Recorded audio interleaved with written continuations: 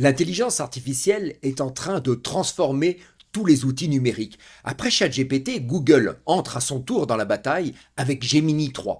Mais cette intelligence artificielle est-elle simplement un concurrent ou une approche totalement différente? Dans ce grand format, nous allons découvrir ce qu'est réellement Gemini et ce qu'il change dans l'écosystème Google.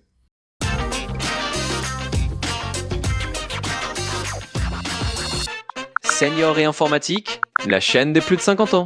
Bonjour à tous, depuis 2023, l'intelligence artificielle générative s'est installée dans notre quotidien numérique. Après l'arrivée spectaculaire de ChatGPT développé par OpenAI, Google a progressivement déployé sa propre solution sous le nom de Gemini.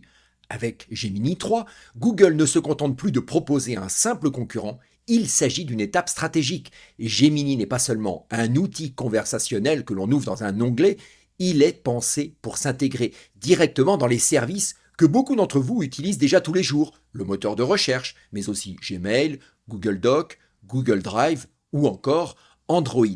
La vraie question n'est donc pas uniquement comment cela fonctionne, la vraie question est où et comment cela s'insère dans mon environnement numérique et qu'est-ce que cela change concrètement pour moi au quotidien. Pour comprendre Gemini 3, il faut remonter quelques années en arrière. En 2017, des chercheurs de Google publient un article scientifique intitulé Attention is all you need. Cet article présente une nouvelle architecture informatique appelée Transformer. Cette architecture va devenir la base technique de beaucoup de modèles d'intelligence artificielle modernes, dont ChatGPT et Gemini. Pendant plusieurs années, Google développe ses propres modèles en interne. On voit apparaître Lambda, Palm, puis BART en 2023, ce qui constitue la première version grand public de leur chatbot. Mais BART n'est qu'une étape. Google décide ensuite d'unifier ses recherches sous une seule marque, Gemini. Gemini 1 marque la première version structurée, Gemini 2 améliore les capacités de raisonnement et renforce l'intégration avec les services Google, Gemini 3 représente aujourd'hui une version plus performante avec un contexte élargi, une meilleure cohérence conversationnelle et une intégration beaucoup plus poussée dans l'écosystème Google. Il faut bien comprendre une chose essentielle. L'objectif de Google n'est pas simplement de proposer un chatbot, l'objectif est d'ajouter une couche d'intelligence artificielle à l'ensemble de ses services et c'est précisément ce point qui va faire toute la différence dans notre analyse.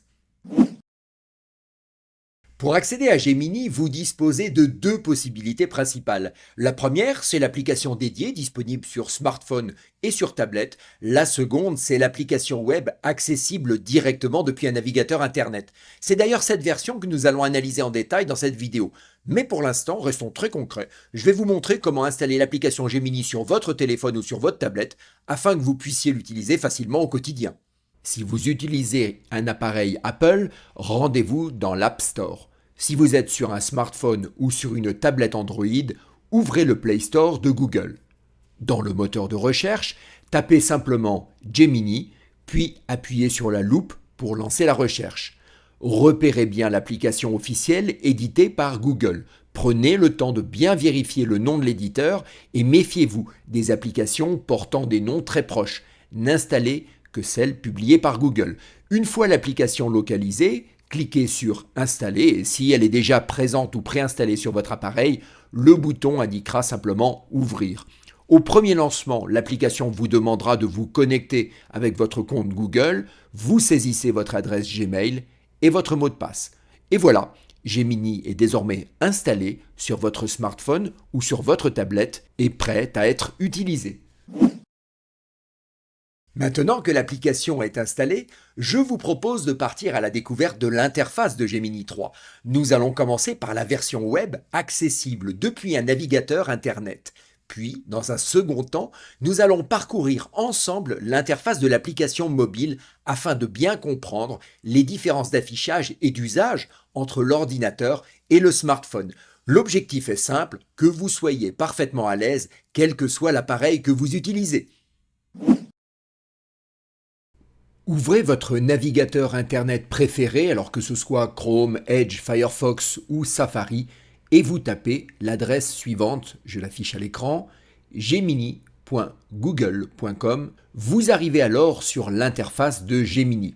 Si vous êtes déjà connecté à votre compte Google, l'accès est immédiat. Sinon, le système vous demandera de vous identifier avec votre adresse Gmail et votre mot de passe, comme on vient de le voir, pour l'application mobile.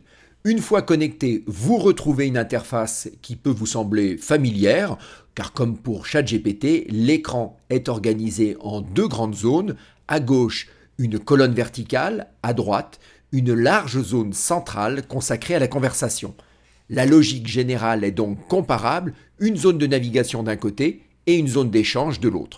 Je vous propose de commencer par la colonne de gauche car c'est elle qui structure votre utilisation quotidienne de l'outil. Tout en haut, vous retrouvez le menu hamburger, les trois petites lignes horizontales. Il permet d'afficher ou de masquer la colonne de gauche afin de libérer de l'espace à l'écran. Juste à droite, la petite loupe correspond au moteur de recherche. Elle vous permet de retrouver une discussion passée en tapant simplement un mot-clé. C'est très pratique lorsque vous commencez à accumuler plusieurs fils de discussion. En dessous se trouve le bouton permettant de créer une nouvelle discussion. Chaque nouveau sujet mérite son propre fil et cela évite de mélanger les thèmes. À sa droite, un petit bouton plus discret permet de lancer une discussion éphémère. Cela signifie que la conversation ne sera ni mémorisée ni conservée dans votre historique. C'est utile si vous posez une question ponctuelle et que vous ne souhaitez pas qu'elle soit enregistrée. En dessous, vous découvrez la zone Mes contenus. Cette section regroupe les éléments que vous avez générés avec Gemini, par exemple des textes, des images ou certains fichiers produits lors de vos échanges. C'est en quelque sorte un espace de centralisation de vos productions distinct des simples conversations. Vous retrouvez en dessous la zone des gems. Les gems sont des petits assistants spécialisés, configurés pour répondre à un type de besoin précis. Leur logique est assez proche des projets ou des assistants personnalisés que nous avons vus dans ChatGPT, mais avec une approche différente que nous analyserons en détail. Nous leur consacrerons d'ailleurs un chapitre complet car ils constituent une spécificité importante de l'environnement de Gemini. En dessous, vous retrouvez la liste de vos discussions précédentes et un simple clic sur l'une d'entre elles permet de la réafficher immédiatement et de reprendre exactement là où vous l'aviez arrêté. C'est un point important car Gemini conserve le contexte de la conversation et vous n'avez donc pas besoin de tout réexpliquer si vous revenez dans le même fil. Plus bas, vous trouvez le bouton Activités. Il liste dans un nouvel onglet de votre navigateur l'ensemble des activités, à condition bien sûr que la mémorisation soit activée dans les paramètres. Cette mémorisation permet de retrouver facilement une conversation, voire de poursuivre un travail commencé plusieurs jours auparavant. Mais j'attire votre attention sur un point essentiel. Même si ces conversations servent à améliorer le service, elles peuvent être analysées dans ce cadre et il est donc fortement recommandé de ne jamais y inclure de données personnelles sensibles, informations bancaires, données médicales, documents confidentiels ou identifiants privés. Gemini est un outil d'assistance, ce n'est pas un coffre-fort numérique. Deux actions à bien identifier. Tout d'abord, décocher, améliorer les services de Google avec vos enregistrements, car vos conversations ne regardent que vous. Enfin, vous pouvez, si vous le souhaitez, effacer des périodes d'activité grâce à ce menu et définir également une stratégie d'effacement automatique via cet autre menu. Vous cliquez sur Suivant, le système vous confirme que c'est enregistré et puis vous cliquez sur OK. Fermez l'onglet Activités de votre navigateur pour retrouver l'onglet Gemini.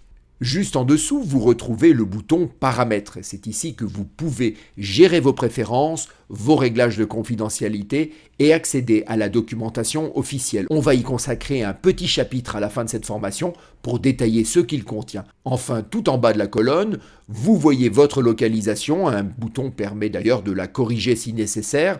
Cette information peut influencer certains résultats, notamment lorsqu'il s'agit de recherche locale ou de services géographiquement contextualisés.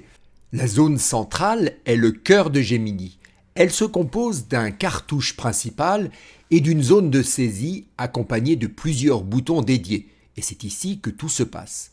C'est dans cette zone que vous allez taper vos instructions, ce que l'on appelle un prompt. Dans le cartouche, le bouton plus permet d'ajouter des éléments à votre demande.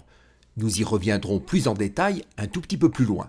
Ce bouton permet notamment d'ajouter des fichiers depuis votre ordinateur, des documents stockés dans votre Google Drive, des photos issues de Google Photos, voire même d'importer du code depuis GitHub ou des éléments provenant de Notebook LM.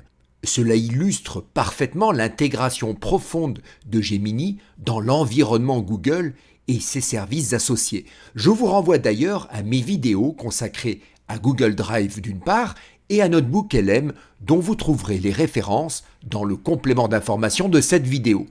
Juste à côté, le bouton Outils permet d'orienter l'intelligence artificielle en précisant le type de tâche que vous souhaitez réaliser. Vous pouvez par exemple activer la recherche approfondie, que Google appelle le Deep Research. Dans ce mode, Gemini analyse des sources, les sites et peut exploiter les fichiers que vous avez également joints. Vous pouvez également créer des vidéos avec le moteur VO, que nous verrons en détail un peu plus loin dans cette vidéo. Il est aussi possible de générer des images avec le moteur dédié, d'utiliser Canvas pour travailler sur un contenu long de manière structurée, ou encore d'activer l'apprentissage guidé afin d'obtenir une réponse plus pédagogique. Depuis hier, vous pouvez également créer de la musique et on va regarder cela en détail. Un peu plus à droite, le bouton rapide permet de sélectionner le type de traitement attendu. Vous pouvez choisir un mode rapide pour des réponses simples,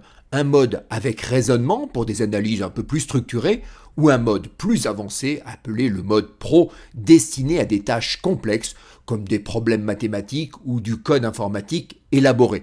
Alors cela influence la profondeur de calcul et bien sûr le temps de réponse. Le micro permet quant à lui de dicter votre prompt. Alors lorsque vous l'activez, il passe en couleur bleue et une icône apparaît dans la barre d'adresse de votre navigateur indiquant que Gemini est en train de vous écouter. Alors votre voix est alors convertie en texte avant d'être analysée. Dès que vous avez saisi votre prompt, une icône en forme d'avion en papier apparaît et un simple clic permet d'envoyer votre demande. Voilà pour la zone centrale. Enfin, en haut à droite, vous retrouvez la pastille correspondant à votre compte Google. Elle permet d'accéder aux informations liées à votre profil ainsi qu'aux réglages associés à votre compte. Maintenant que nous avons découvert Gemini sur votre navigateur web, je vous propose, pour celles et ceux qui utilisent principalement leur smartphone, de parcourir rapidement l'application mobile. Logiquement, vous l'avez installée un peu plus tôt dans cette formation. Rendez-vous donc sur l'application Gemini. Vous devez retrouver un écran qui ressemble à celui que je vous montre maintenant. L'interface mobile reprend les mêmes grands principes que la version web, mais dans un format plus compact adapté à la taille de l'écran. Au centre, vous retrouvez la zone de conversation. C'est ici que vous posez vos questions, exactement comme sur la version navigateur de votre ordinateur. En haut à gauche, vous voyez le menu hamburger, c'est-à-dire les 3 petites lignes horizontales. Un simple appui permet de déplier la colonne de gauche, plus discrète sur le mobile, faute de place. Dans ce bandeau latéral, tout en haut, vous retrouvez le moteur de recherche qui permet de retrouver rapidement une discussion passée. Juste en dessous, vous trouvez le bouton pour ouvrir un nouveau fil de discussion. À côté, un bouton plus discret permet de lancer une discussion éphémère. Et je vous rappelle qu'une conversation temporaire ne sera ni conservée dans l'historique, ni mémorisée. En descendant encore, vous accédez à la zone Mes contenus qui regroupe les éléments que vous avez générés ou consultés. En dessous, vous retrouvez la zone des gems avec une distinction entre vos gems personnels et ceux proposés par Google. Enfin, vous avez la liste de vos discussions, le compte Google étant le centre de synchronisation. Une conversation commencée sur le mobile peut être poursuivie sur l'ordinateur du bureau et inversement. Tout est synchronisé automatiquement sur l'ensemble de vos appareils. En bas de l'écran, vous retrouvez la zone de prompt avec les éléments que nous avons déjà étudiés, le bouton plus pour ajouter des fichiers ou des éléments à votre demande, les outils, le bouton rapide pour choisir le mode de traitement, le micro pour saisir un prompt en mode vocal et le mode de discussion libre avec Gemini. Nous verrons ce mode vocal en détail dans un chapitre dédié car il est particulièrement pratique sur le smartphone. En haut, vous retrouvez également la pastille correspondant à votre compte Google. En l'ouvrant, vous accédez aux réglages du compte Google et à ceux de l'application Gemini. Là encore, nous consacrerons un chapitre spécifique aux réglages car c'est un point important que je ne souhaite pas survoler. Nous allons maintenant entrer dans le vif du sujet. Nous venons de parcourir l'interface de Gemini à la fois sur votre navigateur web et sur la version mobile. À présent, nous allons nous intéresser au prompt simple, c'est-à-dire une demande formulée en une ou plusieurs phrases, sans image ni document joint.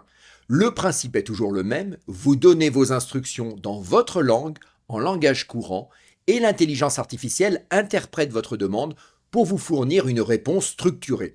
Je vous propose de commencer par un exemple concret. J'ai trouvé un voyage en Asie, au Vietnam, dont le prix me semble intéressant. Avant de réserver, je voudrais obtenir un avis. Je vais donc demander l'aide de Gemini. Je commence un nouveau fil de discussion et je saisis la demande suivante.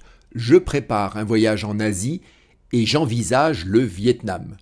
J'ai repéré le voyage suivant. Je colle ensuite l'adresse de la page internet du voyagiste, puis je poursuis. Analyse ce programme en détail et donne-moi un avis objectif.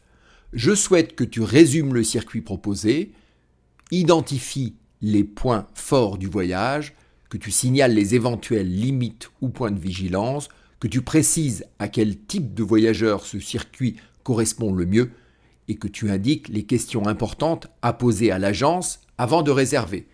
Réponds de manière structurée, claire et neutre. Je lance la requête. En quelques secondes, Gemini me répond. Parcourons ensemble le résultat. On constate qu'il a suivi précisément mes instructions. En haut, il propose un résumé du voyage. Ensuite viennent les points forts, puis les limites et les points de vigilance à connaître. Il précise également le type de voyageur auquel ce circuit correspond le mieux et termine par une liste de questions pertinentes à poser à l'agence de voyage. Rien ne vous empêche ensuite de demander des précisions dans le même fil de discussion et d'approfondir certains aspects, par exemple les conditions climatiques, le niveau physique requis ou la qualité des hébergements. Pour répondre, Gemini s'appuie à la fois sur la page web que vous lui avez indiquée, lorsqu'il a accès à son contenu bien sûr, et sur ses connaissances générales en matière de voyage et sur le Vietnam. Mais attention, il ne s'agit pas d'un agent de voyage. Il vous aide à analyser et à structurer votre réflexion. La décision finale vous appartient toujours. Vous venez de voir un exemple de prompt simple. Gemini, comme ChatGPT, est une intelligence artificielle dite multimodale. Cela signifie que vous pouvez compléter votre demande en joignant un ou plusieurs documents. Gemini est capable d'analyser plusieurs fichiers à la fois. Je vais vous illustrer cette possibilité avec un exemple très concret. J'ai acheté ce week-end une grande télévision et comme beaucoup d'entre vous, je suis un peu découragé à l'idée de parcourir les 200 pages du manuel d'utilisation. Heureusement, le manuel est disponible en PDF sur le site du fabricant. Je vais donc demander à Gemini de m'aider à installer correctement ma nouvelle télévision et à la connecter à Internet. J'ai téléchargé le manuel en PDF. Aujourd'hui, la plupart des notices ne sont plus fournies en version papier. Elles sont donc disponibles en ligne. Mon manuel fait près de 200 pages et honnêtement, je n'ai pas envie de tout lire. Je vais donc lancer un nouveau fil de discussion. Je clique sur le bouton plus car je vais ajouter à ma demande le fameux manuel d'utilisation. Je sélectionne importer un fichier, puis je localise le PDF que j'ai enregistré dans mon dossier téléchargement. Le fichier apparaît maintenant dans la fenêtre de prompt. Je saisis alors la demande suivante. Explique-moi simplement comment raccorder ma nouvelle TV à Internet. Je l'ai branchée sur le secteur et je l'ai allumée avec la télécommande. Puis je clique sur l'icône en forme d'avion de papier pour envoyer ma demande. Immédiatement, Gemini parcourt le manuel d'utilisation et me résume les étapes à suivre pour connecter ma télévision. Quelques secondes plus tard, ma télévision est connectée. Je remarque ensuite le mot Bixby dans le menu. Je ne sais pas exactement de quoi il s'agit. Je poursuis dans le même fil de discussion et j'écris « Explique-moi, comme si j'avais 10 ans, ce qu'est Bixby, à quoi cela sert et comment l'activer ?» Je clique à nouveau sur l'icône d'envoi. Gemini me répond immédiatement avec une explication simple, claire et compréhensible. Je vais maintenant renommer ce fil de discussion pour le retrouver facilement. Dans la colonne de gauche, je survole la conversation correspondante, le bouton à 3 points apparaît, je clique dessus, puis je sélectionne Renommer. Je le nomme Manuel TV et je valide. je peux conserver ce fil de discussion. À tout moment, si je rencontre une difficulté avec ma télévision, je pourrais revenir ici et poser une nouvelle question en lien avec le même manuel. Observons maintenant l'interface de la zone de résultat. Vous voyez tout d'abord un pouce vers le haut et un pouce vers le bas. Ils permettent d'indiquer si vous êtes satisfait ou non du résultat. C'est un moyen simple de donner un retour au système. Juste à côté, le bouton suivant permet de régénérer la réponse, c'est-à-dire de relancer une nouvelle génération à partir du même prompt, bien sûr. À droite, l'icône représentant deux rectangles superposés permet de copier le résultat dans le presse-papier afin de le coller ensuite dans un autre document. Encore à droite, le menu 3 points ouvre des options supplémentaires. Il permet notamment de vérifier la réponse ou d'écouter le contenu grâce à une synthèse vocale. Cette fonction peut être très utile si vous avez des difficultés de lecture à l'écran ou si vous préférez une écoute audio. Enfin, deux options d'exportation sont proposées. La première permet d'envoyer le contenu directement vers Google Docs pour travailler dans un document de traitement de texte. Et la seconde permet d'exporter le résultat vers Gmail afin de l'intégrer dans un message électronique. Vous avez vu, c'est impressionnant. Alors, quelques précisions importantes. Tout d'abord, si le manuel avait été en anglais, Gemini l'aurait analysé et m'aurait répondu en français. La traduction est automatique. Ensuite, vous pouvez joindre plusieurs fichiers et même des fichiers de type différent si nécessaire. Cela peut être un PDF, une image, un fichier Excel, un document Word ou d'autres formats encore. La liste des éléments qu'il est capable de prendre en charge est aujourd'hui très large, y compris des fichiers Python ou certains programmes informatiques. Cette fonctionnalité, vous l'avez constaté par vous-même, est extrêmement puissante. Ce n'est pas valable uniquement pour une télévision, cela fonctionne aussi pour un téléphone, pour un appareil photo, un appareil électroménager ou même une voiture moderne. J'ai d'ailleurs une amie qui a acheté récemment une voiture très informatisée. Le manuel faisait plus de 400 pages en plusieurs PDF, donc elle a utilisé exactement la même méthode, elle a joint les PDF et a posé ses questions au fur et à mesure de la prise en main. Le résultat a été très satisfaisant. Nous avons pris l'exemple d'un manuel d'utilisation, mais vous auriez pu tout aussi bien joindre un courrier d'un fournisseur ou demander à Gemini de vous aider à rédiger une réponse adaptée. Gemini est là pour vous assister dans la vie quotidienne, mais n'oubliez jamais une chose essentielle, c'est vous qui restez aux commandes. L'intelligence artificielle ne décide de rien, elle exécute vos instructions et plus votre demande est précise et structurée, plus la réponse sera pertinente et de qualité.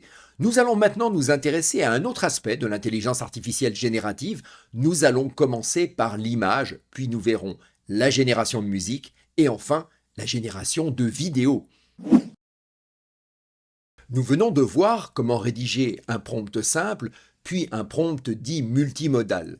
À présent, nous allons changer de registre et nous allons nous intéresser à la génération d'images.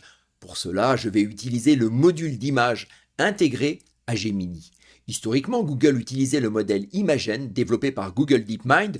Aujourd'hui, cette génération est intégrée directement au modèle Gemini Images que vous pouvez parfois voir apparaître dans l'interface sous le nom de Nano Banana ou Nano Banana Pro. À lui seul, ce module pourrait faire l'objet d'une vidéo de 2 heures tant ses possibilités sont étendues.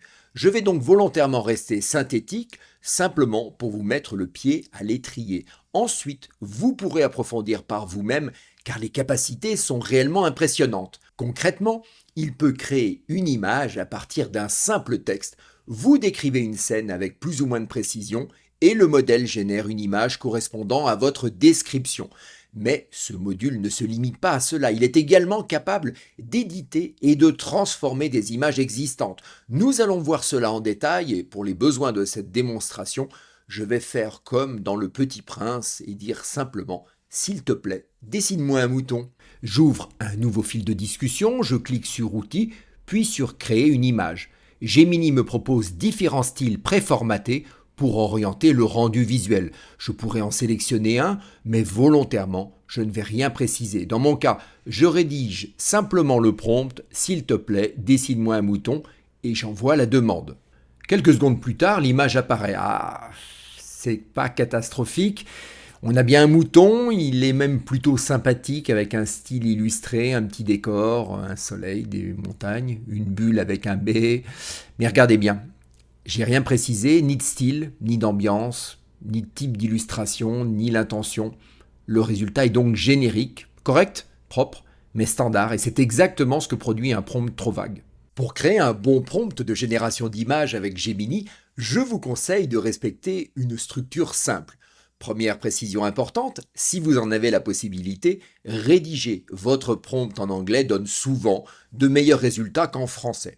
Les modèles d'images ont été majoritairement entraînés sur des descriptions en anglais. Vous pouvez donc écrire votre idée en français, la traduire avec un outil comme Google Traduction, c'est gratuit, puis coller la version anglaise dans Gemini.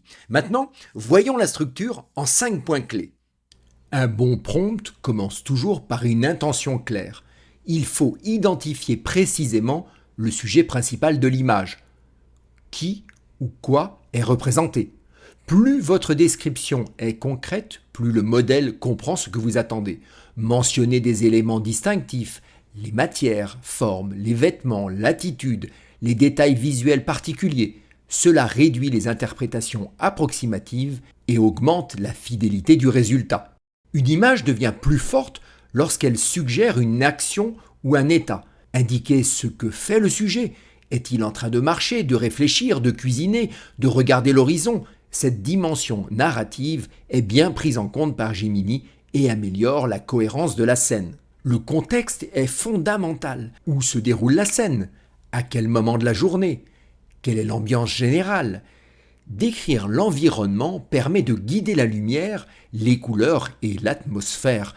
Même sans entrer dans un excès de détails, situer l'action dans un cadre précis rend l'image beaucoup plus crédible. Il est utile d'indiquer comment la scène est observée. Plan large ou gros plan, vue de face ou légère contre-plongée, ambiance immersive ou distante, ces indications influent fortement le rendu final. Inutile d'utiliser un vocabulaire technique complexe, des termes simples suffisent. Mais si vous utilisez des termes pro, il les comprendra également. Enfin, précisez le style visuel global, rendu photoréaliste, illustration, aquarelle, dessin numérique, ambiance cinématographique, couleurs chaudes ou froides. Ces derniers éléments donnent une identité à l'image. Gemini répond particulièrement bien lorsque les indications esthétiques sont cohérentes avec le reste du prompt. En résumé, un bon prompt image n'est ni long ni compliqué, il est structuré et cohérent et il repose sur ces 5 éléments simples.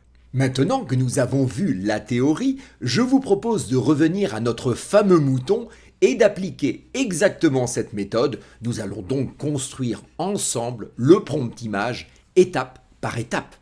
Première étape, je vais préciser le sujet. Je vais écrire un mouton réel, plus vrai que nature, seul au centre de l'image. Il s'agit d'un mouton adulte, à la laine épaisse, dense et légèrement ondulée, blanche avec de subtiles variations crème et gris clair. La texture de la laine est très détaillée, chaque fibre est visible, le mouton a un regard doux, calme et expressif, presque pensif, avec une posture naturelle et détendue. Deuxième étape, je vais décrire la situation. Le mouton est immobile, debout dans l'herbe, comme s'il venait de s'arrêter pour observer son environnement.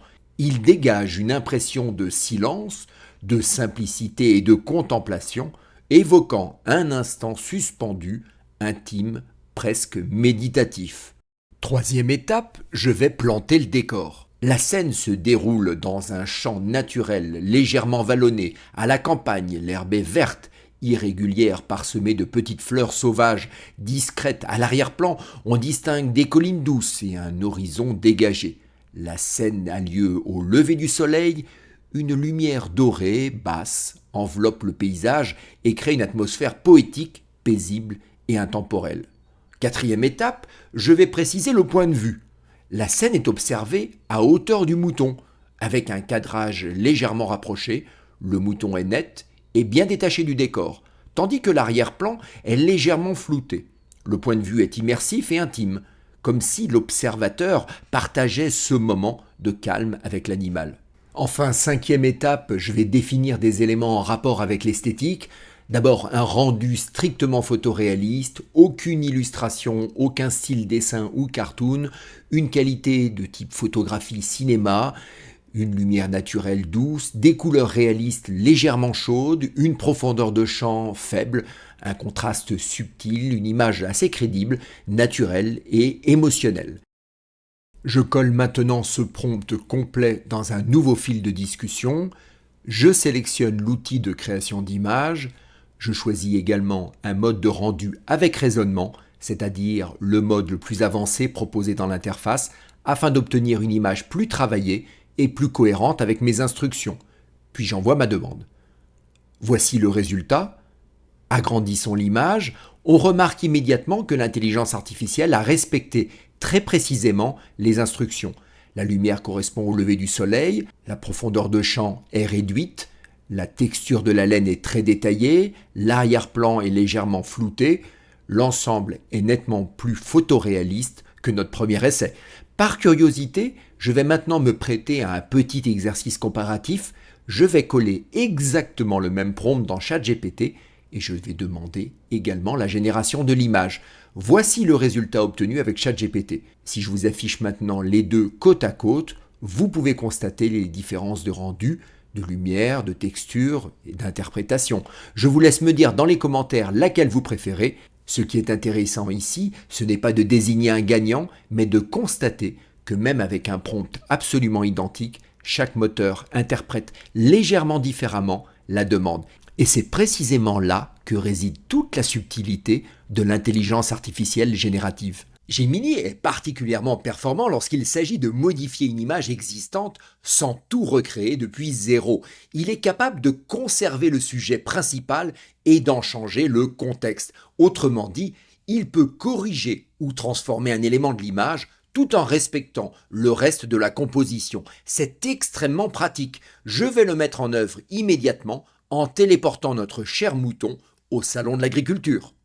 Sous l'image générée, je saisis le prompt suivant, conserve le mouton strictement identique, sans modifier sa posture ni son apparence, transporte-le dans un enclos au salon de l'agriculture à Paris, porte de Versailles, entouré d'enfants et de visiteurs.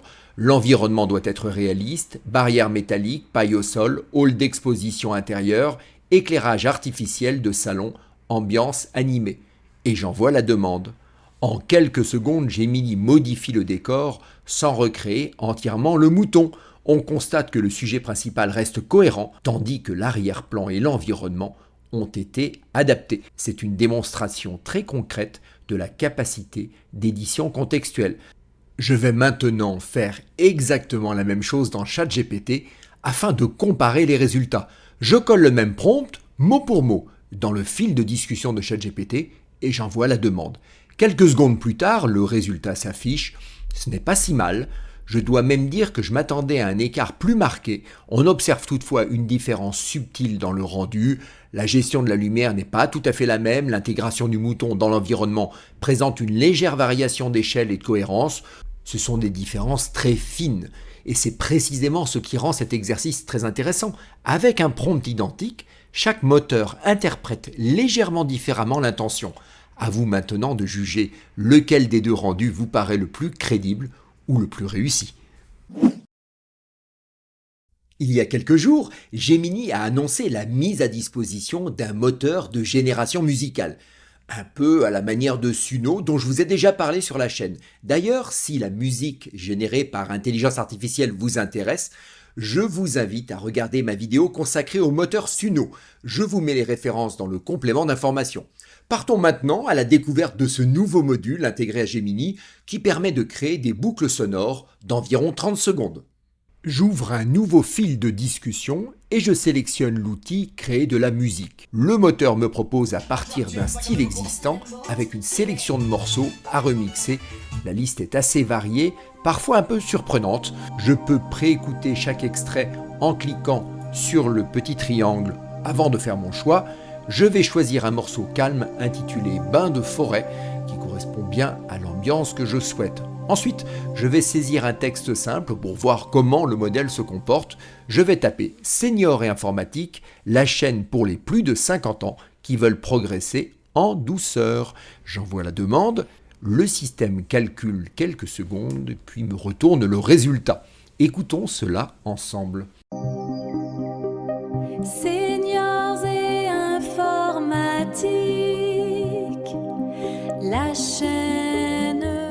Le moins que l'on puisse dire, c'est que c'est surprenant.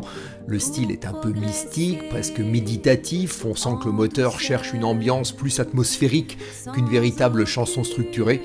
Je vous laisse bien évidemment faire vos propres essais de votre côté. C'est toujours intéressant de tester différents styles, différentes ambiances, différents textes. Pour être totalement transparent avec vous, je ne suis pas renversé par le résultat.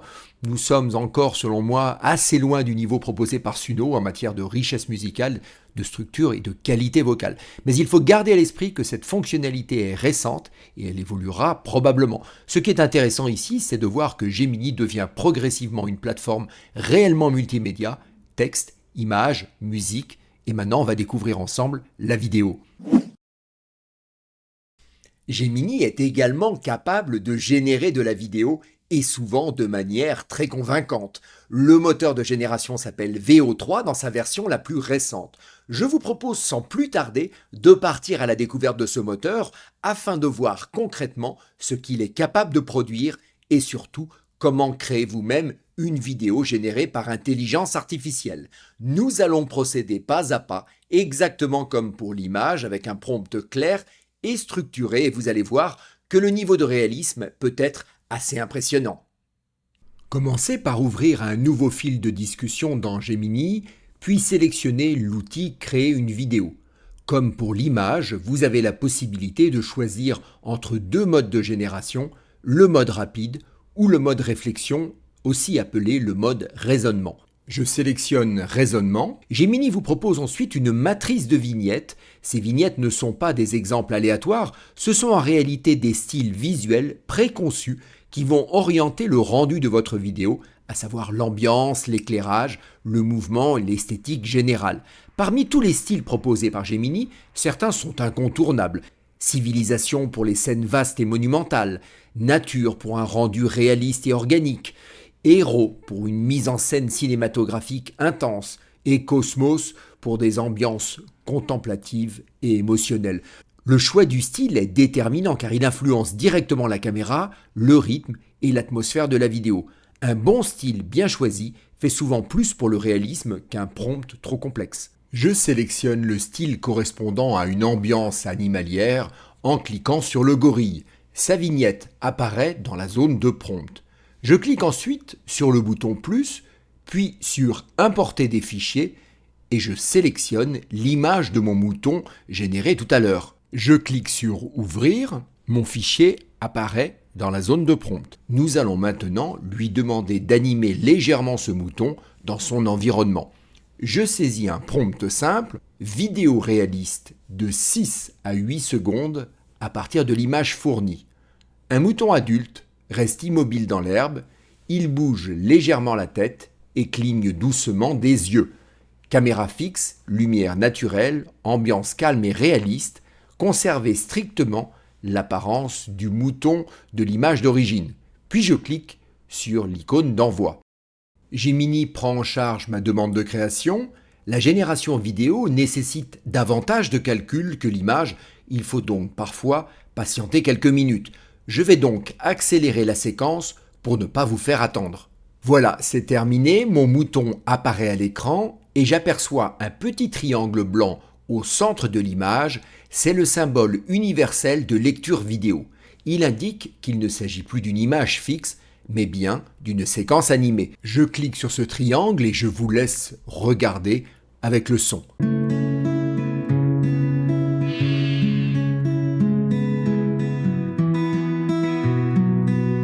On voit le mouton s'animer légèrement, conformément à mes instructions. En arrière-plan, une ambiance sonore a été générée automatiquement. Pour accompagner la scène, c'est pas du meilleur goût, mais bon. Nous ne sommes plus face à une simple image modifiée, nous sommes face à une courte séquence vidéo animée, générée entièrement par intelligence artificielle à partir d'un prompt et d'une image source. Observons un instant l'interface pour découvrir ce que vous pouvez faire ensuite. Le triangle permet de lancer ou de mettre en pause la lecture de la vidéo. Cela, je pense que vous l'aviez compris. Vous pouvez également corriger ou compléter votre demande en saisissant un nouveau prompt à la suite dans le même fil de discussion. En revanche, Si vous souhaitez générer une vidéo totalement différente, il est préférable d'ouvrir un nouveau fil de discussion afin de repartir sur un contexte vierge. Le bouton en forme de flèche circulaire permet de régénérer la vidéo, c'est-à-dire de relancer exactement le même prompt pour obtenir une nouvelle variation. Sur la droite, un bouton permet de partager la vidéo que vous venez de générer avec vos proches en générant un lien de partage et une fois terminé, vous pouvez cliquer sur la croix pour refermer cette fenêtre. Encore plus à droite, le menu 3 points donne accès à des options supplémentaires. Il permet notamment de télécharger la vidéo et vous la retrouverez alors après quelques instants dans votre dossier téléchargement. Juste au-dessus, la jauge de progression de lecture s'appelle la timeline. Elle permet d'un simple clic de vous positionner à n'importe quel moment de la vidéo. Ce principe est identique à celui que vous utilisez déjà sur YouTube. Enfin, l'icône représentant un haut-parleur permet d'activer ou de couper le son. Je vous en ai parlé un peu plus tôt dans cette vidéo, Gemini ne se distingue pas uniquement par ses capacités de génération de texte, d'images ou de vidéos, il brille surtout par sa capacité à s'intégrer profondément dans l'écosystème de Google. C'est d'ailleurs là que se situe l'une des différences stratégiques majeures avec ChatGPT. Nous allons voir à travers plusieurs exemples concrets comment Gemini s'intègre dans Gmail, dans Google Docs et dans votre agenda Google Calendar. Ces démonstrations ne constituent qu'un aperçu des possibilités offertes par l'outil, car l'écosystème est vaste et les usages sont nombreux. Il est important de préciser que certaines de ces fonctionnalités avancées sont réservées aux offres payantes de Gemini ou aux formules de Google Workspace. Néanmoins, il est toujours intéressant de comprendre ce que l'outil permet réellement, même si vous n'utilisez pas encore la version complète. Ouvrez maintenant votre messagerie Gmail dans votre navigateur. Si vous êtes sur mobile, lancez simplement l'application Gmail.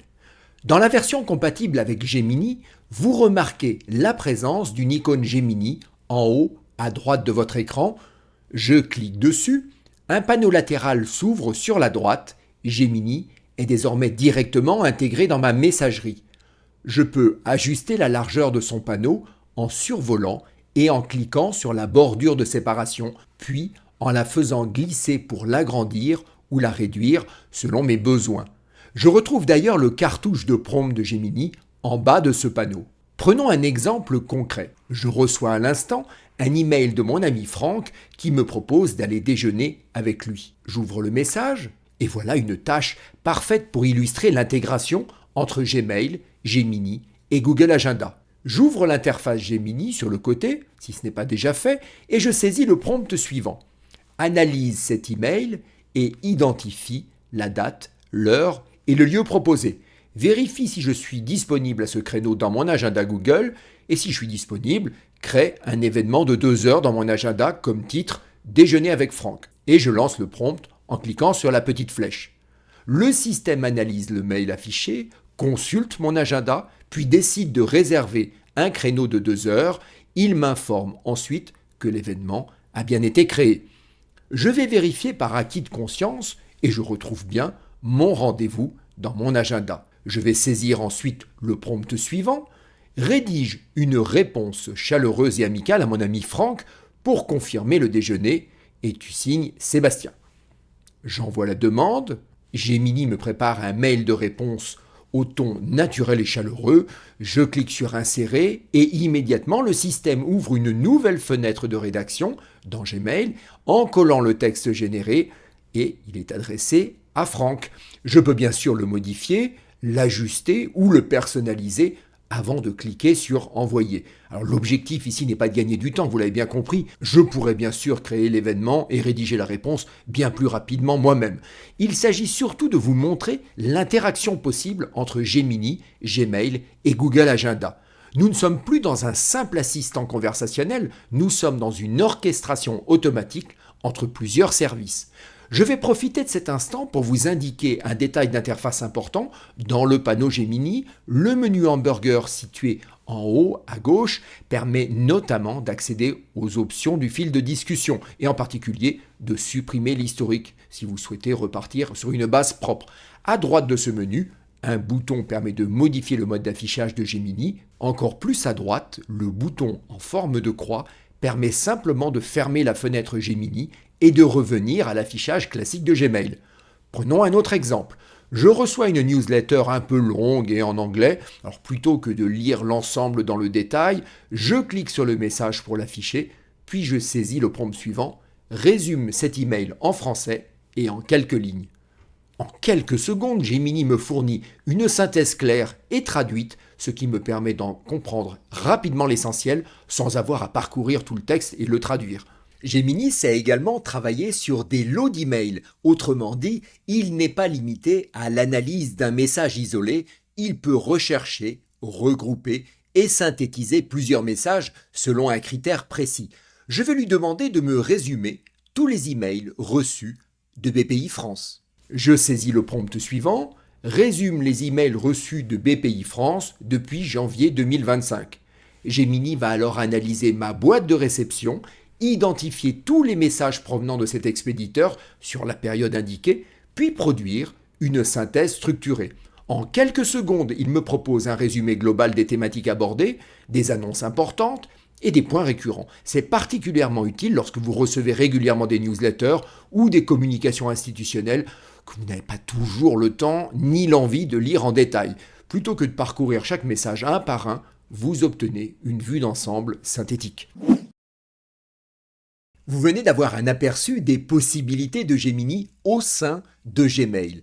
Je vais à présent vous montrer que Gemini est également intégré au logiciel de traitement de texte de Google qui s'appelle Google Doc. Gemini peut vous assister de manière très concrète lorsque vous travaillez dans un document. Il agit comme un assistant d'écriture ou de révision. Il peut générer un document complet à partir de quelques instructions, rédiger une lettre, structurer un texte, développer ou au contraire raccourcir un paragraphe. Et nous allons le voir tout de suite avec un exemple très concret. J'ai la chance d'habiter dans un immeuble bien isolé et je n'ai quasiment pas besoin de chauffer. Quelle n'a pas été ma surprise lorsque j'ai reçu mon relevé 2025, on me demande un complément de charge pour une prétendue surconsommation de chauffage individuel. Une fois l'agacement passé, je vais demander à Gemini de m'aider à rédiger un courrier de contestation et dans ce genre de situation, il faut être précis, clair et méthodique. Ouvrez une fenêtre de votre navigateur et rendez-vous à l'adresse qui s'affiche à l'écran doc.google.com. Cliquez sur Document vierge, vous vous retrouvez face à une page blanche.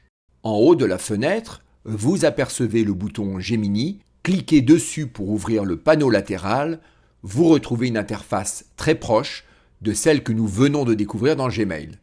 Un espace de dialogue, un cartouche de prompt et les mêmes principes de fonctionnement. Je vais saisir le prompt suivant, il est un peu long, mais c'est nécessaire pour bien cadrer la réponse. Rédige une lettre de contestation adressée à mon syndic de copropriété.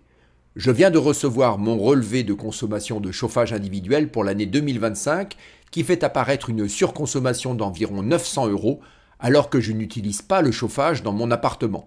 Cette situation me semble manifestement incohérente et laisse supposer une erreur de relevé, de mesure ou de répartition des charges de chauffage.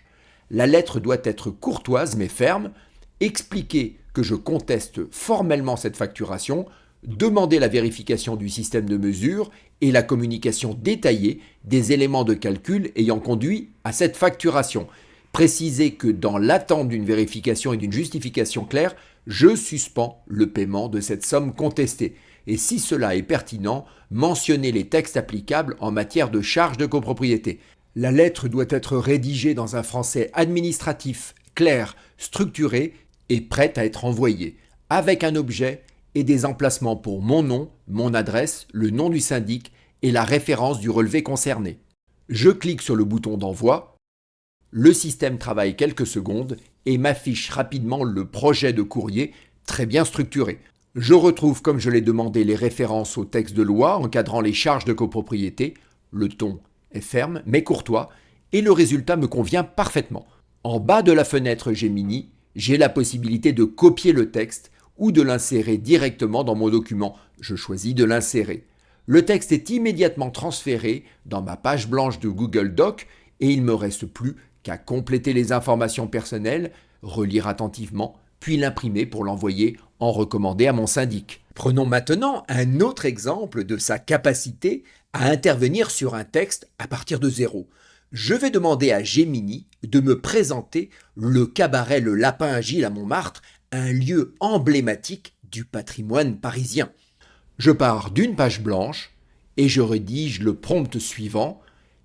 Rédige un texte présentant l'histoire du cabaret Le Lapin Agile à Paris-Montmartre, en France. J'envoie la demande. Sans surprise, Gemini rédige un premier petit texte que j'insère dans mon document en cliquant sur le bouton en bas de la fenêtre de résultats de Gemini. Et maintenant, c'est là que sa puissance se met réellement en œuvre. Je peux fermer la fenêtre de Gemini en cliquant sur le X en haut à droite. Le traitement de texte est maintenant en plein écran. Je sélectionne à présent le texte que je viens d'insérer dans la zone de gauche, c'est-à-dire dans votre page de traitement de texte. Un bouton Améliorer apparaît en bas à droite de la sélection. Je clique sur Améliorer et un menu contextuel s'ouvre. Sur la section que je viens de sélectionner, je peux reformuler le texte, le raccourcir, le développer ou encore adopter un ton plus formel. Je peux également saisir un nouveau prompt spécifique à cette sélection. Je choisis l'option Développer. Gemini réfléchit quelques secondes directement dans la fenêtre du document et me propose dans une console une version enrichie du texte. J'ai alors le choix, en cliquant sur la petite flèche, entre Insérer, Remplacer ou saisir une nouvelle instruction et cliquer à nouveau sur Améliorer. Petite précision importante, je me suis fait avoir la première fois. Si vous cliquez sur Insérer, qui est le choix par défaut, le nouveau texte vient s'ajouter à la suite du précédent. Si vous souhaitez remplacer la sélection que vous venez de faire, il faut cliquer sur Remplacer. Je clique donc sur Remplacer et le nouveau texte est immédiatement affiché. Il est plus détaillé, mieux structuré, plus dense en contenu. Je peux recommencer l'opération, je sélectionne à nouveau l'ensemble du texte, je clique sur Améliorer, puis sur Développer et enfin Remplacer. Le texte gagne encore en profondeur. Notez également que si je sélectionne une partie du texte et que je fais un clic droit, un menu contextuel apparaît. En choisissant Améliorer le texte sélectionné, Gemini propose encore davantage d'options, reformuler, adopter un ton plus décontracté, ajouter des listes de puces ou produire une synthèse du texte sélectionné. Nous ne sommes plus simplement dans la génération d'un texte, nous sommes dans un véritable travail de réécriture assistée directement intégré au traitement de texte Google Docs. Les possibilités sont très importantes en matière de rédaction, d'amélioration stylistique et d'accompagnement à l'écriture. Comme vous venez de le voir dans ces différents exemples, Gemini est intégré dans un grand nombre d'applications de l'écosystème Google. Que ce soit dans Gmail ou dans Google Docs, l'intelligence artificielle agit comme une couche d'assistance directement intégrée aux outils que vous utilisez déjà au quotidien. Je n'ai pas présenté d'exercice spécifique avec Google Drive, mais Gemini est également capable d'interagir avec les fichiers stockés dans votre Drive. Il peut par exemple résumer un document, analyser un fichier PDF. L'intelligence artificielle ne se contente plus désormais de répondre à des questions. Elle devient un véritable assistant de travail au cœur de vos documents. Lors de la découverte de l'interface de Google Gemini, nous avons aperçu une section appelée J'aime. Les J'aime sont des petits assistants spécialisés que vous pouvez créer pour répondre à un besoin précis. Alors plutôt que de répéter les mêmes instructions à chaque conversation, vous configurez un J'aime avec un rôle et quelques consignes. Une fois créé, ce J'aime devient un assistant dédié qui répond toujours selon les règles que vous avez définies. Pour bien comprendre leur fonctionnement, nous allons créer ensemble un J'aime très pratique, un assistant capable de rédiger automatiquement une annonce pour un site de petites annonces comme Le Bon Coin. Vous allez voir qu'avec seulement quelques instructions, Gemini peut transformer une simple description d'objet en annonce claire et prête à être publiée. C'est parti! Retour dans l'application web Gemini, dans la colonne de gauche, cliquez sur J'aime. Vous arrivez sur une page qui présente les assistants disponibles. Alors certains sont déjà proposés par Google et un clic sur Afficher plus permet d'en découvrir davantage. Vous pouvez également créer vos propres assistants personnalisés, ils apparaîtront dans la zone dédiée. Pour créer un nouveau j'aime, c'est très simple, vous cliquez sur Nouveau j'aime. Une fenêtre de configuration s'ouvre.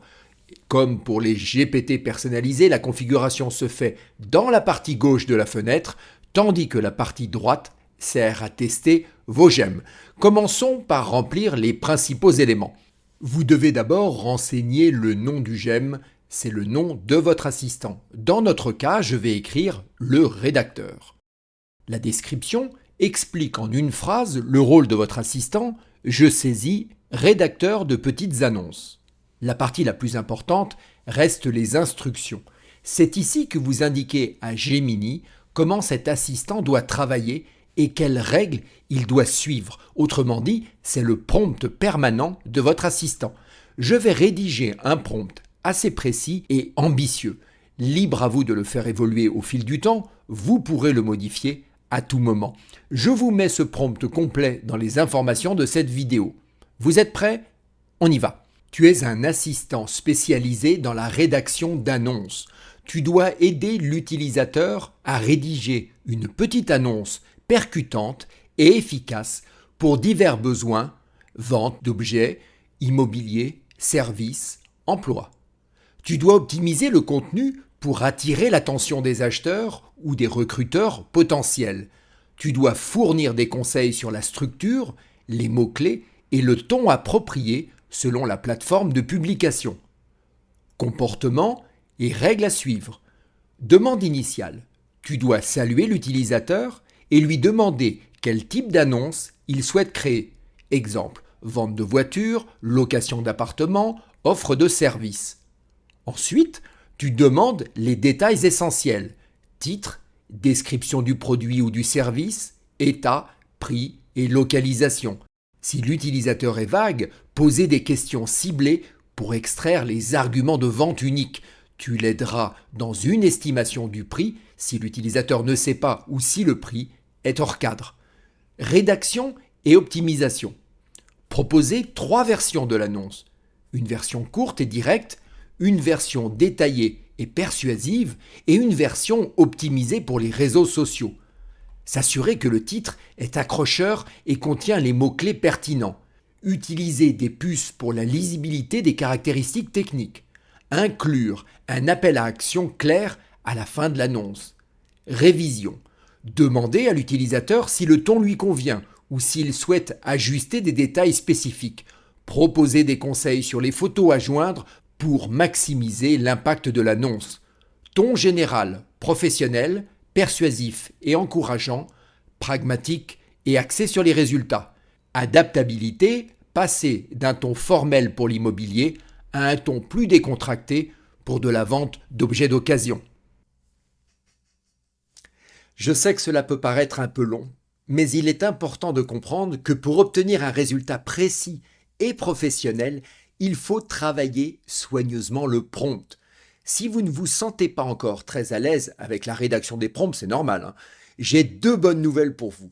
La première, c'est qu'il existe un bouton baguette magique dans le cartouche du prompt qui peut vous aider à le rédiger automatiquement. Placez simplement le curseur dans la zone du prompt, tapez par exemple assistant rédacteur de petites annonces, puis cliquez sur la baguette magique. Gemini vous propose alors un prompt complet, vous disposez ainsi d'une excellente base pour commencer la création de votre j'aime. N'hésitez pas dans tous les cas à être clair, directif et précis dans vos instructions. La deuxième bonne nouvelle, c'est que j'ai réalisé une vidéo consacrée au guide du prompt et dans cette vidéo, j'explique en une vingtaine de minutes comment rédiger des prompts très efficaces. Quelle que soit l'intelligence artificielle utilisée, je vous mets la référence de cette vidéo dans la description. Revenons à notre prompt, je colle ce texte dans la zone instruction. En dessous, vous trouvez la section outils. Alors lorsque vous démarrez une conversation avec votre j'aime, l'outil sélectionné ici sera utilisé par défaut. Dans mon cas, je n'ai pas besoin d'un outil particulier, je laisse donc aucun outil par défaut. Ensuite, vous avez la section des connaissances. C'est ici que vous pouvez ajouter des documents permanents à votre j'aime en cliquant sur le bouton plus. Cela peut être un PDF, un document de texte, un fichier Excel ou tout autre document sur lequel le GEM va s'appuyer pour effectuer sa tâche. Dans mon cas, je n'en ai pas. Je clique donc sur le bouton bleu Enregistrer en haut à droite. Une fenêtre de confirmation apparaît et m'indique que mon GEM a été créé. Elle me propose de le partager ou de démarrer une discussion pour le tester. C'est ce que nous allons faire, mais en passant par la barre de gauche. Je clique sur le X pour fermer la fenêtre et je retrouve mon GEM dans la liste à gauche. Si je survole la ligne, un menu 3 points apparaît. Il permet de partager le GEM, de l'épingler en haut de la liste, de le modifier ou encore de le supprimer si je n'en ai plus besoin. Si je clique sur mon GEM, il s'ouvre dans la zone principale et je peux l'utiliser immédiatement. Je vais faire un test simple. Je tape théière noire en fonte, 1 litre, marque, mariage frère et j'envoie la demande. Immédiatement, le système me salue et commence par me poser quelques questions pour compléter l'annonce. Je précise l'état de l'objet et j'envoie la réponse. Conformément à ses instructions, il me propose ensuite 3 versions de l'annonce. Je lui indique également que je me situe à Paris 16 afin qu'il adapte l'annonce. Je pourrais m'arrêter ici, copier le texte de l'annonce qui me convient et le coller directement sur un site de petites annonces. Mais je peux aussi continuer à discuter avec lui pour améliorer mon annonce. C'est mon assistant et il m'accompagnera jusqu'à complète satisfaction. Allez, on récapitule. Nous avons créé un GEM spécialisé dans la rédaction de petites annonces. En cliquant sur ce GEM, Gemini ouvre automatiquement un nouveau fil de discussion. Nous avons testé la vente d'une théière et je retrouve d'ailleurs ce fil dans la zone des discussions. Regardons maintenant une fonctionnalité que je trouve particulièrement intéressante et pourtant assez peu documentée. Cliquez sur le mot « GEM » dans la barre de gauche. Vous voyez logiquement apparaître sur la droite tous les GEM que vous avez créés. Sur chaque ligne, vous avez un bouton d'export, un bouton pour modifier le GEM et un menu 3 points. Cliquez sur ce menu. Vous pouvez créer un nouveau fil de discussion à partir de ce GEM, épingler le GEM, dupliquer le GEM, et alors la duplication est très pratique car elle permet de créer une variante sans avoir à tout ressaisir. Enfin, dernière option, vous pouvez effacer votre GEM. Vous venez de découvrir les GEM, comment on les crée et comment on les utilise au quotidien. Je vous propose maintenant de nous intéresser rapidement au prix de Gemini, puis nous découvrirons le mode vocal et vous verrez que c'est particulièrement impressionnant. Nous sommes de retour dans l'interface de Gemini en mode gratuit. En haut à droite, vous apercevez le bouton bleu « Passer à Google AI+. Cliquons dessus pour accéder à la grille tarifaire. Pour commencer, il faut savoir que la version gratuite de Gemini permet déjà d'utiliser l'outil. Bien sûr, certaines fonctions sont limitées, mais cela reste un excellent moyen de découvrir les capacités de l'intelligence artificielle de Google et de se faire une première idée de son fonctionnement. Si vous souhaitez aller un peu plus loin, vous avez une première offre appelée Google AI+, aux alentours de 8 € par mois, avec les 2 premiers mois à moitié prix. C'est une formule d'entrée de gamme qui permet d'accéder à des capacités d'IA plus avancées que la version gratuite, avec davantage de génération de contenu et un accès élargi aux modèles proposés par Google. Cette formule inclut également un espace de stockage augmenté, ce qui peut être utile si vous utilisez régulièrement Google Drive ou Google Photos. Ensuite, vous avez une seconde offre appelée Google AI Pro, proposée autour de 22 € par mois, avec généralement un premier mois gratuit. C'est d'ailleurs l'offre que j'ai utilisée pour réaliser ce film. Cette formule est nettement plus complète, elle inclut notamment 2 Tera de stockage dans Google Drive, ce qui représente un véritable espace de travail pour vos documents, vos projets et vos sauvegardes bien sûr. Elle comprend également 1000 crédits d'intelligence artificielle par mois. Alors ces crédits correspondent en réalité à une réserve de puissance de calcul utilisée par les modèles d'IA les plus avancés de Google, par exemple pour la génération d'images, pour la génération de vidéos ou pour des tâches de raisonnement beaucoup plus complexes. Chaque utilisation consomme une petite partie de ces crédits.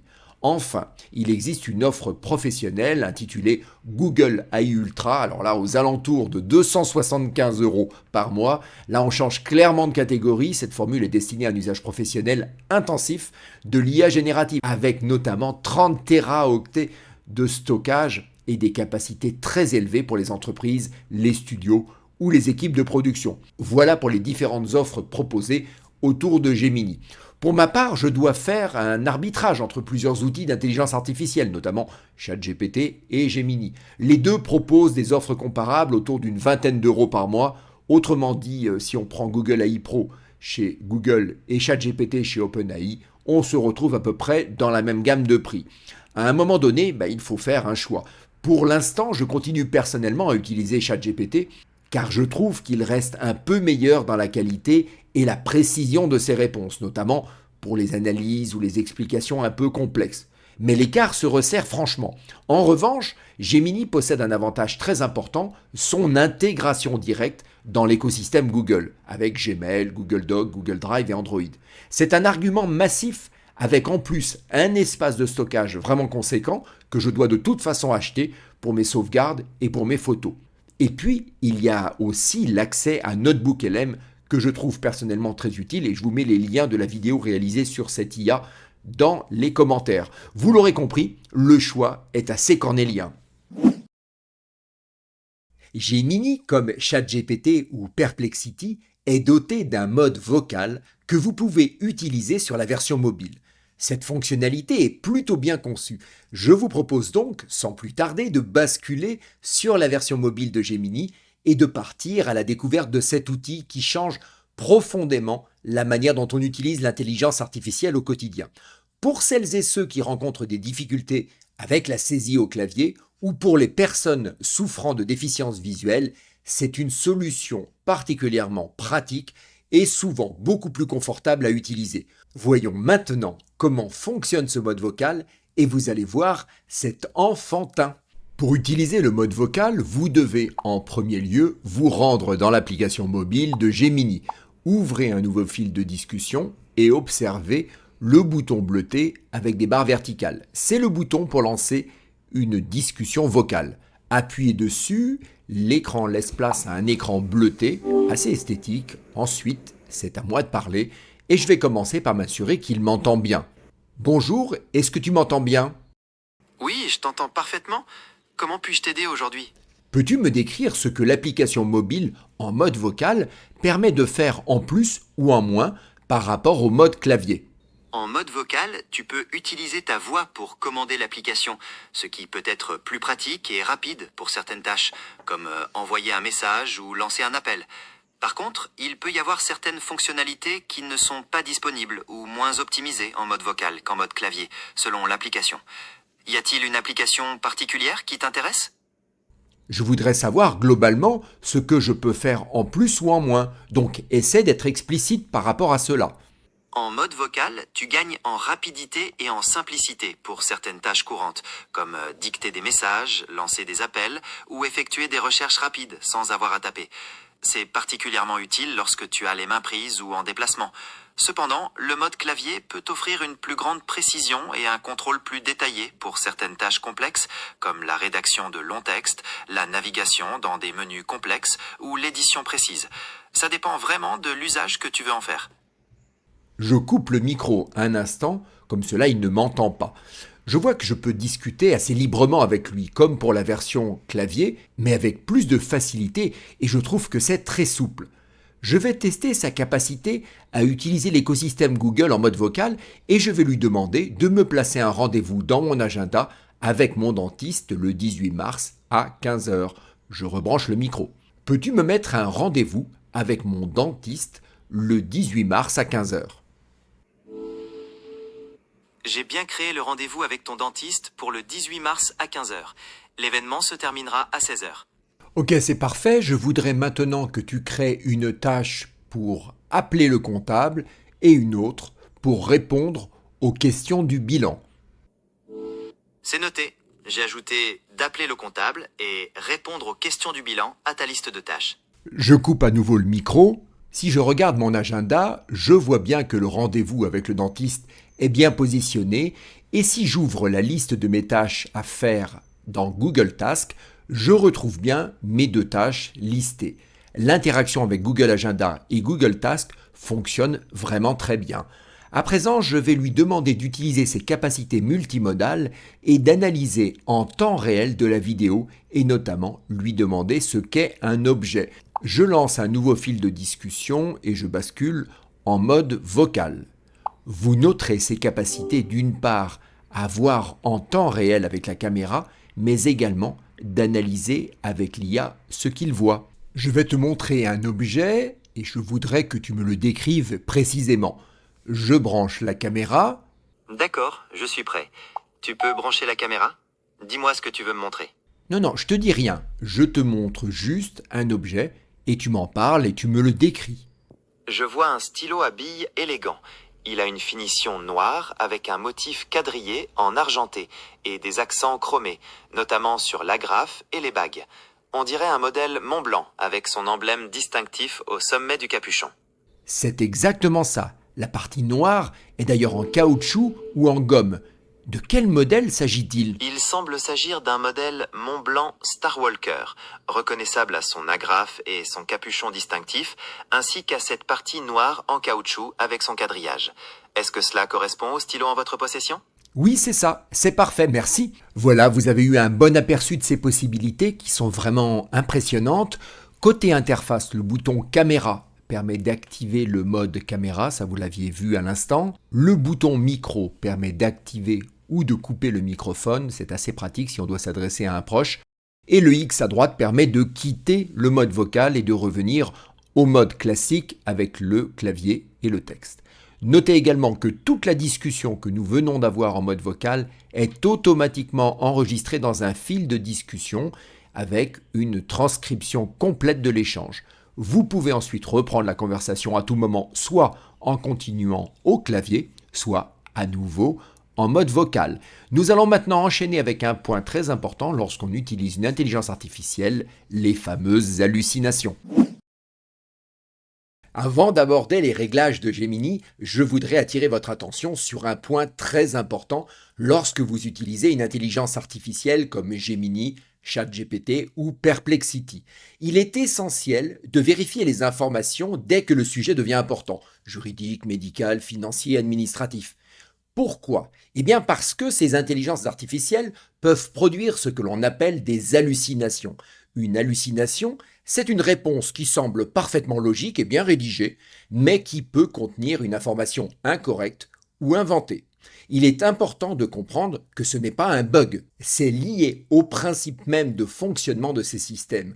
Une IA générative de texte ne sait pas réellement les choses, elle calcule simplement la suite de mots la plus probable à partir des données sur lesquelles elle a été entraînée. La plupart du temps, cela fonctionne très bien, mais parfois, lorsqu'une information est incertaine, le système peut produire une réponse plausible, mais inexacte.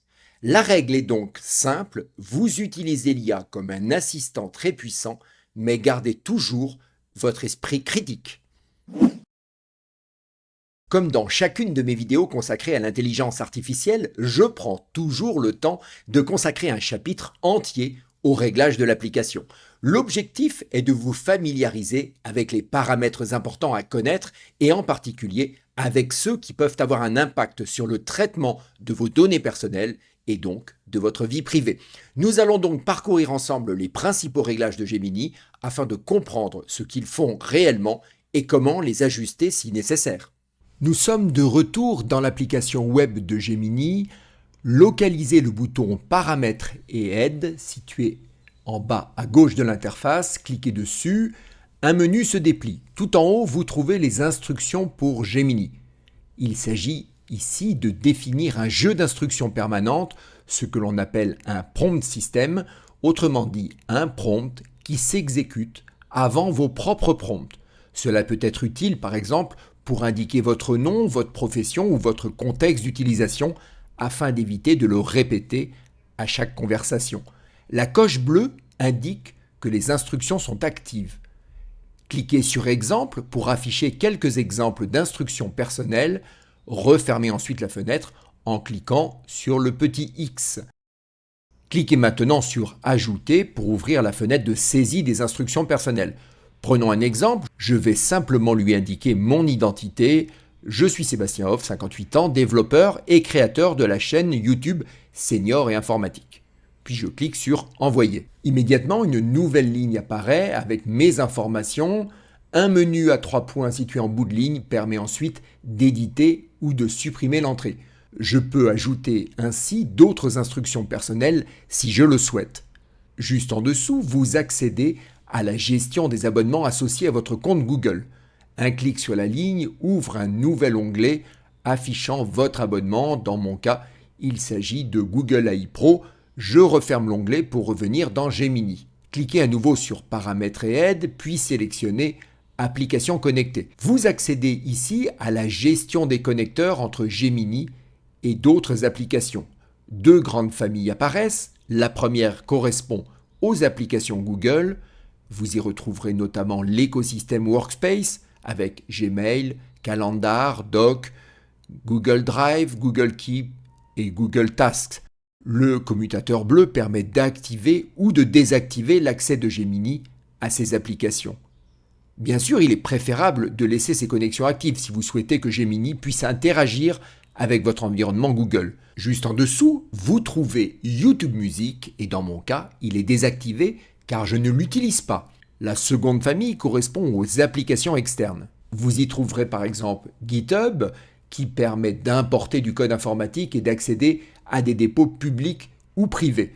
Vous voyez également SyncID, un système de marquage invisible des contenus générés par intelligence artificielle. C'est une fonction assez spécialisée. Cliquez à nouveau sur Paramètres et aides, puis sélectionnez Actions programmées. Vous accédez ici à la gestion des tâches automatisées. Pour l'instant, je n'ai aucune tâche programmée. Nous allons en créer une ensemble. Je démarre un nouveau fil de discussion et je saisis le prompt suivant. Créer une tâche planifiée quotidienne à 8 heures qui me fournit les prévisions météo de la journée pour ma ville avec la température, les conditions météorologiques et les éventuelles précipitations. Et j'envoie la demande. Quelques secondes plus tard, le système m'indique que l'action programmée est prête. Je vois apparaître un cartouche avec un commutateur bleu permettant d'activer ou de désactiver mon point météo. Dans la colonne de gauche, un nouveau fil de discussion apparaît intitulé Point météo quotidien à 8 heures. Je retourne dans Paramètres et aides, puis Actions programmées et je retrouve logiquement mon action programmée et un clic sur le cartouche ouvre le fil de discussion associé. Le commutateur bleu permet d'activer ou de désactiver cette automatisation. Pour supprimer l'action, il suffit simplement de supprimer le fil de discussion dédié. L'action disparaît automatiquement. Cliquez à nouveau sur Paramètres et aides, puis sur Vos liens publics. Vous retrouvez ici les liens de partage vers les contenus que vous avez rendus publics. Dans mon cas, je retrouve les 2 vidéos générées un peu plus tôt dans cette formation. Je peux copier le lien, le supprimer ou encore ouvrir le contenu dans un nouvel onglet. Je referme ensuite l'onglet. Cliquez à nouveau sur Paramètres et aides, puis ouvrez Thème. C'est ici que vous pouvez choisir l'apparence de l'interface, par exemple le mode clair ou le mode sombre. Juste en dessous, la gestion de l'abonnement ouvre un nouvel onglet vers Google One. C'est ici que vous pouvez gérer votre abonnement, changer de forfait, modifier votre mode de paiement ou résilier votre abonnement. Petit conseil, si vous profitez du premier mois gratuit comme moi, pensez à bien résilier avant la date de renouvellement si vous ne souhaitez pas continuer. Plus bas, vous pouvez également gérer vos préférences d'email en choisissant les messages que vous souhaitez recevoir de Google. Enfin, vous trouverez les paramètres de gestion familiale si vous avez créé un groupe familial Google. Dans la marge de gauche, vous visualisez également votre stockage disponible et les avantages liés à votre abonnement. Je referme l'onglet. Cliquez encore une fois sur Paramètres et aides. L'option Passer à AI Ultra est simplement une invitation commerciale pour accéder à l'offre la plus avancée. Juste en dessous, vous trouvez un lien direct vers NotebookLM. Je vous mets d'ailleurs dans les commentaires de cette vidéo le lien vers la formation que j'ai consacrée à NotebookLM, un outil absolument remarquable pour l'apprentissage et la pédagogie. Dans la colonne de gauche, cliquez maintenant sur Activités. Nous avons déjà évoqué ce paramètre lors de la présentation de l'interface. Je vais donc aller assez vite. Vous accédez ici à la gestion de l'enregistrement de votre activité. Dans mon cas, elle est activée. Mais vous pouvez choisir de ne pas conserver votre activité. Lorsque l'activité est conservée, vous pouvez reprendre vos discussions à tout moment et contribuer à l'amélioration des services Google. Si vous désactivez cette option, Google conserve malgré tout les conversations pendant 72 heures afin d'assurer le bon fonctionnement et la sécurité du service. En cliquant sur Activité activée, vous pouvez désactiver et supprimer l'activité mémorisée. Vous pouvez également configurer une suppression automatique, par exemple supprimer toutes les activités vieilles de plus de 3 mois. Plus bas, je vous recommande de décocher l'option Améliorer les services Google avec vos enregistrements audio et Gemini Live. Encore en dessous, vous pouvez activer la validation de suppression qui demande une authentification supplémentaire avant d'effacer votre activité. Enfin, le bouton Supprimer permet d'effacer une période précise comme la dernière heure ou encore la dernière journée. Vous pouvez également parcourir l'historique détaillé de vos activités. Chaque entrée est horodatée et un clic sur le X permet de la supprimer. Si vous souhaitez plus d'informations, cliquez sur Plus de détails pour afficher l'ensemble des données mémorisées de cet historique. Dernière étape, rendez-vous maintenant dans votre compte Google. Nous allons, au-delà des réglages de Gemini, nous intéresser aux paramètres de Google liés à la gestion de la confidentialité et aux informations que Google peut stocker à votre sujet. Pour cela, vous cliquez sur votre badge Google en haut à droite de l'écran, puis vous sélectionnez Gérer votre compte Google. Dans le menu qui s'affiche, cliquez sur Données et confidentialité. Vous accédez ici à l'ensemble des paramètres liés à la sécurité de votre compte et à la gestion de vos données personnelles. C'est dans cette section que vous pouvez notamment contrôler les informations enregistrées par Google et gérer l'effacement de certaines données vous concernant. Observons un instant la page Données et confidentialité. Dans la première section intitulée Vos activités et les lieux que vous avez visités, vous pouvez contrôler les informations que Google enregistre sur votre activité. Vous voyez ici 3 réglages importants. Activité sur le web et applications, ce paramètre enregistre vos recherches Google, l'utilisation de certaines applications et votre activité sur les services Google. Dans mon cas, ce suivi est suspendu, ce qui signifie que Google n'enregistre plus ces informations. Vos trajets, ce réglage correspond à l'historique de localisation utilisé notamment par Google Maps pour mémoriser vos déplacements et vous proposer des recommandations. Là aussi, cette option peut être activée ou suspendue selon vos préférences. L'historique YouTube, ce paramètre enregistre les vidéos que vous regardez et vos recherches sur YouTube afin d'améliorer les recommandations. Comme vous pouvez le voir, ce suivi est également désactivé dans mon cas.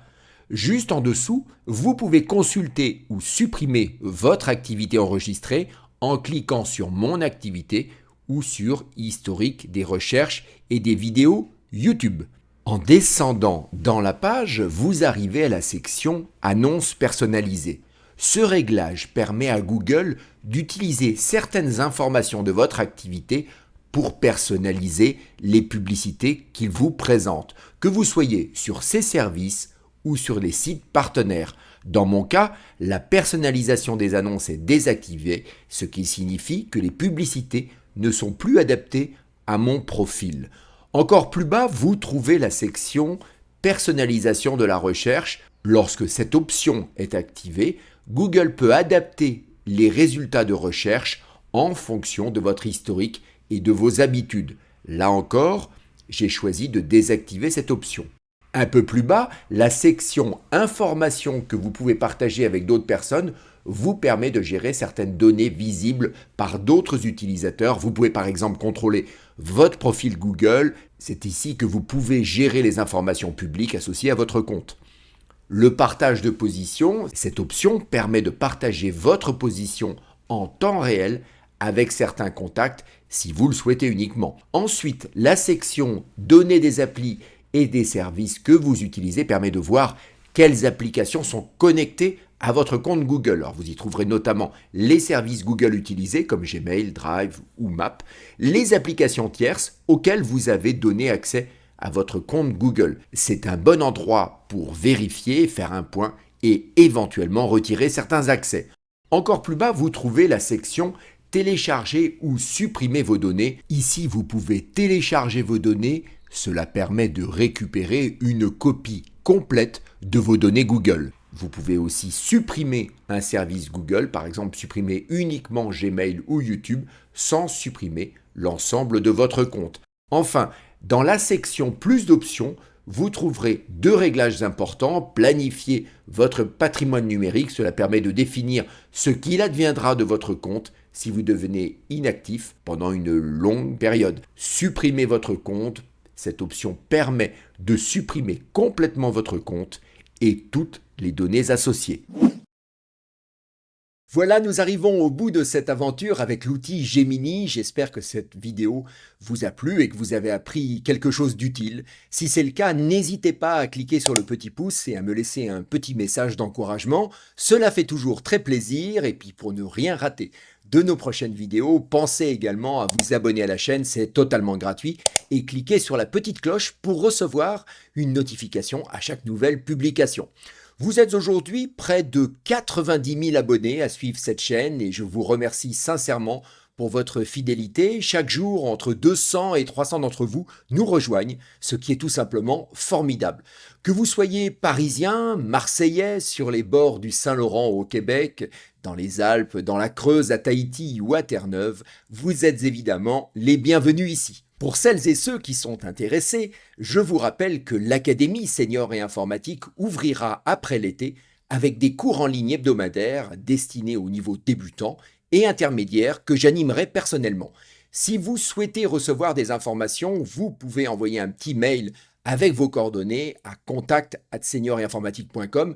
Je vous affiche l'adresse à l'écran. Je vous tiendrai informé dès que les modalités seront finalisées. Pour l'instant, je suis en train d'affiner le programme de ces rencontres hebdomadaires et j'ai hâte de vous retrouver en live chaque semaine. Je vous dis à très bientôt sur Senior Informatique. Salut!